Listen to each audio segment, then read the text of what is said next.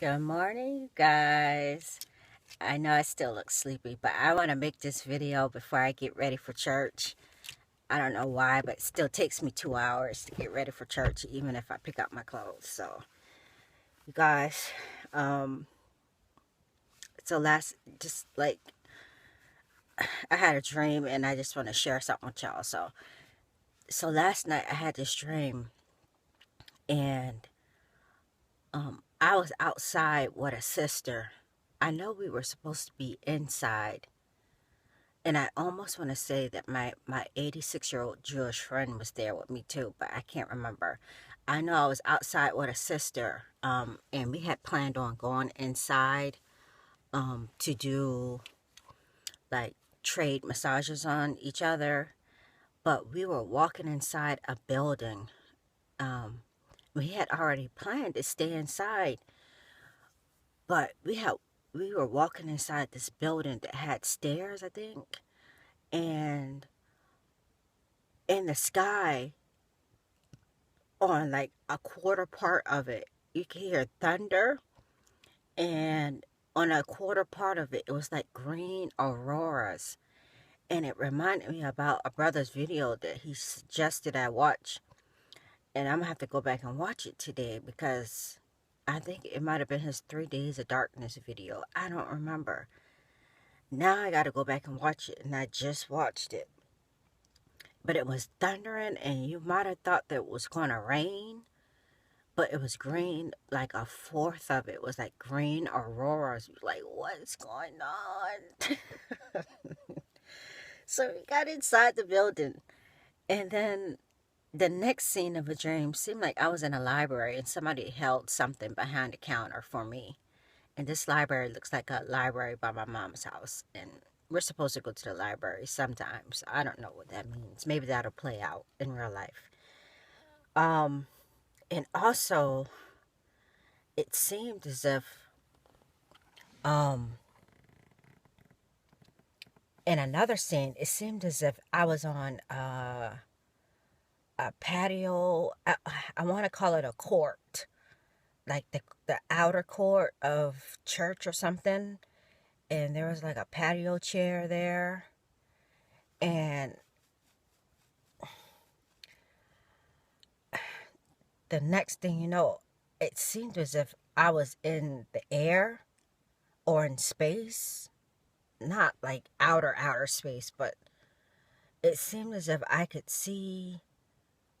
It seemed as if I was behind the moon, or a moon like rock, and I was looking at the earth. I was so close to the moon that the earth, I could see the earth behind it. The sun is so bright coming out. Um and I heard God wants the Muslims. And I think that's interesting. So it's, again, I felt like I was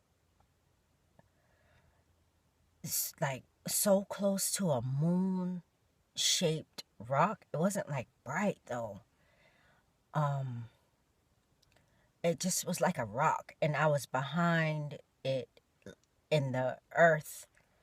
I could see the earth right behind it. It was kind of like almost like eclipsing the earth from my view. And I heard God wants the Muslims. Now this is interesting because last night, I know I mentioned in another video, I don't know which one it is, but I told you I had a dream and my husband just kept getting on my nerves. And I was like, listen, Jesus is coming. Like, leave me alone. Like, I don't have time for this. Jesus is coming. Um, so last night he said something to me, and I was like, listen, Jesus is coming. And y'all, this is kind of like an answer to prayer because um, me and a sister was just talking about this. We were just emailing about this yesterday. And anyway, it spawned off a conversation that I never really was able to have with him. So, and I likened some things to like Moses and and I shared some things with him, some supernatural things. Not too much, but some things. Um, because I don't want him to shut down, you know?